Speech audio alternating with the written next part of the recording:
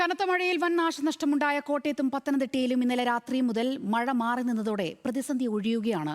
പത്തനംതിട്ടയിൽ റാന്നിയിലും ആറന്മുളയിലും വീടുകളിൽ ഇന്നലെ കയറിയ വെള്ളം പൂർണ്ണമായി ഇറങ്ങിയിട്ടില്ല.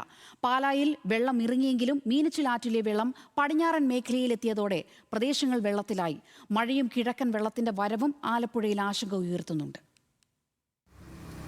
മഴയിലൊറ്റപ്പെട്ട കോട്ടയം പാലായിൽ വെള്ളം ഇറങ്ങി തുടങ്ങി. എങ്കിലും വീടുകളിൽ നിന്ന് വെള്ളം പൂർണ്ണമായും ഇറങ്ങിയിട്ടില്ല.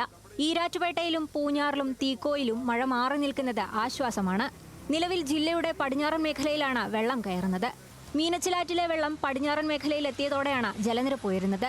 ആർപ്പൂക്കര, തിരുവാർപ്പ്, ഐമനം പഞ്ചായത്തുകളിലെ താഴ്ന്ന ഭാഗങ്ങൾ വെള്ളത്തിലായി. ഇന്നലെ ഉരുൾപൊട്ടലുണ്ടായ സ്ഥലങ്ങൾ ജില്ലാ ഭരണകൂടം പ്രത്യേകമായി നിരീക്ഷിക്കുന്നുണ്ട്.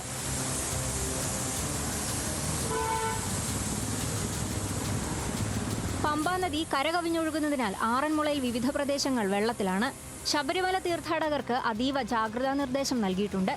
ജീവിത സമ്പാദ്യം മുഴുവൻ നഷ്ടമായി ഇനി എന്ത് ചെയ്യണമെന്ന ആശങ്കയിലാണ് നാട്ടുകാർ. ക്യാമ്പുകളിലേക്ക് മാറാൻ ആരും നിർദ്ദേശം നൽകിയില്ലെന്നാണ് നാട്ടുകാർ പറയുന്നത്. കോന്നി, റാന്നി, ആറന്മുള എന്നിവിടങ്ങളിലും അപ്പർ കുട്ടനാട് മേഖലയുടെ വിവിധ ഭാഗങ്ങളിലും ദുരിതാശ്വാസ ക്യാമ്പുകൾ തുറന്നു.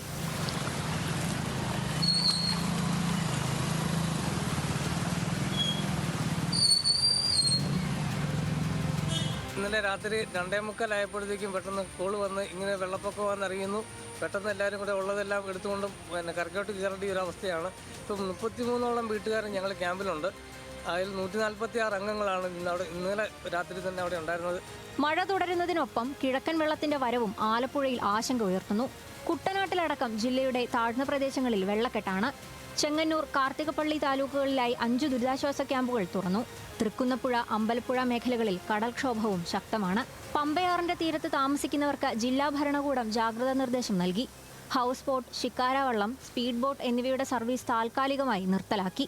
കടലിലേക്ക് കൂടുതൽ വെള്ളം ഒഴുകിപ്പോകുന്നതിനായി തോട്ടപ്പള്ളി സ്പിൽവേ, തണ്ണീർമുക്കം ബണ്ട്, അന്ധകാരനടി ഷട്ടറുകൾ ഉയർത്തിയിട്ടുണ്ട്. ആലപ്പുഴ, പത്തനംതിട്ട ജില്ലകൾക്കൊപ്പം ന്യൂസ് മലയാളം, കോട്ടയം.